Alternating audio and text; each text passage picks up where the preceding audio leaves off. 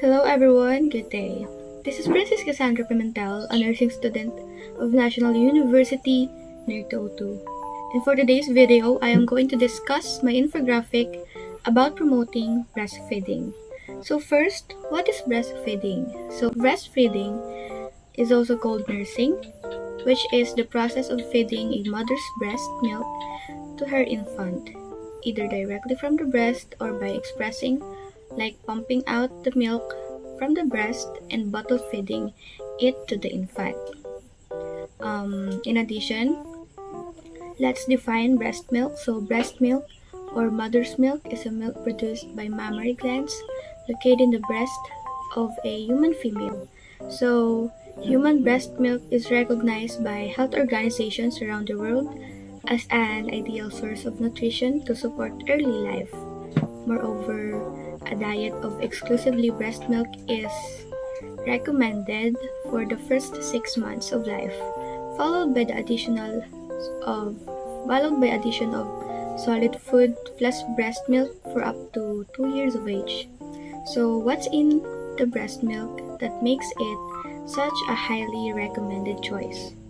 So we have micronutrient composition, we have bioactive components, and lastly are micronutrients composition. So first, let's discuss the macronutrient composition. So breast milk is primarily composed of water, carbohydrates, lipids, and proteins. Each of these nutrients plays a role in contributing to infant growth and development. So first, for water. Human breast milk is made up of 90% water. The human body depends on the water to function. So water maintains hydration, helps regulate body temperature, lubricates joints, and protect organs. Luckily, breast milk alone provides all of the water required by the young babies for survival. Next in line is the carbohydrates. So carbohydrates are a preferred energy source for the brain. The main carbohydrate in breast milk is milk sugar, also known as lactose. So human milk contains more lactose than the cow's milk. So other carbohydrates found in breast milk, such as oligosaccharides, promotes healthy bacteria in your baby's intestines.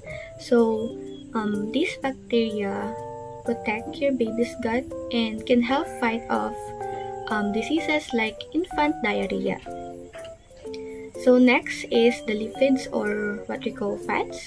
So lipids may only make up about 4% of the breast milk, but they provide over half of the calories that your baby receives from it. So lipids are a major source of energy, cholesterol, and essential fatty acids such as DHA. These lipids are necessary for the development of your baby's brain, nervous system, and vision. And lastly, for macronutrient composition is the protein. So protein builds, strengthens, and repair the body's tissue. They are also needed to make hormones, enzymes, and antibodies. So the protein in breast milk is easy for babies to digest, and these proteins are essential throughout every stage of cycle for human to survive. So the next composition of breast milk is the bioactive components. So these are several elements of breast milk that cannot be found in formula. So these techniques or these unique substances are passed from the mother. First in line is the immunoglobulins, or the antibodies. So these are antibodies that fight off illness and diseases. Because these natural immune substances, breast milk can also be thought of as a baby's first vaccine. So the priorities of breast milk help protect against the common cold, ear infection, vomiting, diarrhea, and other potentially dangerous infections. Next is hormones. So hormones have many jobs in the human body. They influence growth and development, metabolism, stress and pain responses, and blood pressure regulation. Hormones involved in milk production which includes prolactin, thyroid hormones, and growth factors. Next is the enzymes, or the last one is the enzymes. So several key enzymes are found in the human breast milk. Some aid digestions by breaking down fats or proteins, while others provide immune support. And all of these enzymes do, which were which have a good chance for they play beneficial roles in the infant development. And lastly, for the composition of the breast milk is the micronutrient composition. So breast milk contains the vitamins and minerals needed to support young babies. So for vitamins, it supports healthy bones, eyes, and skin. They are necessary to prevent diseases of malnutrition such as scurvy and rickets. So breast milk typically contains all of the vitamins needed to support your baby's health as they grow. And lastly is minerals. Like vitamins, breast milk is also full of minerals that your baby's body needs to grow healthy and strong. These include iron, zinc, calcium, sodium, chloride, magnesium, and selenium. So let's compare the breastfeeding versus the infant formula feeding. So for breastfeeding, we have nutrition and ease of digestion. It is free and it fights infection and other conditions. So for nutrition and ease of digestion. So often called the perfect food for the human baby's digestive system, breast milk components, lactose, protein, and fat are easily digested by a newborn. Breastfeeding is also free because breast milk doesn't cost a cent. So, while the cost of the formula or the infant formula quickly adds up, and unless you're pumping breast milk and giving it to your baby, there's no need for bottles, nipples, and other supplies that can be costly. Since breastfed babies are less likely to be sick, they may mean that they make fewer trips to the doctor's office. So fewer copays and less money are paid for prescriptions and other over-the-counter medicines. And lastly, for the breastfeeding, the advantage of breastfeeding is it fights infection and other conditions. Like we have said before, breastfed babies have fewer infections and hospitalizations than the formula-fed infants.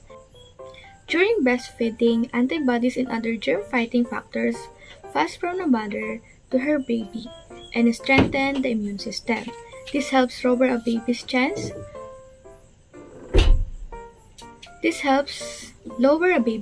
of getting many infections, including ear infection, diarrhea, respiratory infection, and meningitis. Breastfeeding also protects babies against allergies, asthma, diabetes, obesity, and sudden infant death syndrome or SIDS. So let's go to the infant formula feeding. So let's talk to its disadvantage. So first on the list is the possibility of producing gas and constipation. Next is it is expensive, and lastly, infant formula feeding can't match the complexity of breast milk. So let's go first to the possibility of producing gas and constipation. Formula-fed babies may have more gas and firmer bowel movements than breastfed babies.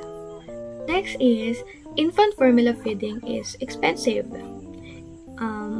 Powdered formula is the less expensive, followed by the concentrated, with ready-to-feed being the most expensive, and specialty formulas such as soy and hypoallergenic, cost more or sometimes far more than the basic formulas. During the first year of life, the cost of the basic formula can run about 75,000 pesos. Um, and lastly, it infant formula feeding can't match the complexity of breast milk. Manufactured formulas have yet to develop a duplicate of complexity of breast milk, which changes as the baby's needs change. Um, so to sum it all up, breast milk is composed of hundreds of distinct bioactive molecules, some of which are not yet fully understood by the scientists. Although infant formula also provides complete nutrition, it doesn't fully replicate the immune benefits of breast milk. Breast milk is an excellent source of nutrients for babies, while the infant formulas are a safe and healthy alternative to breast milk. They are not exactly the same in the terms of bioactive properties that breast milk can offer. Moreover, talk to your doctor, pediatrician, and family about whether breast milk is an accessible option for you and your baby. Only you can decide what is right for your child. As long as the baby is adequately fed, parents should feel good about the nutrition they are providing to their little ones. So, I am Princess Cassandra Pimentel, and again, this is my presentation about promoting breastfeeding. Thank you.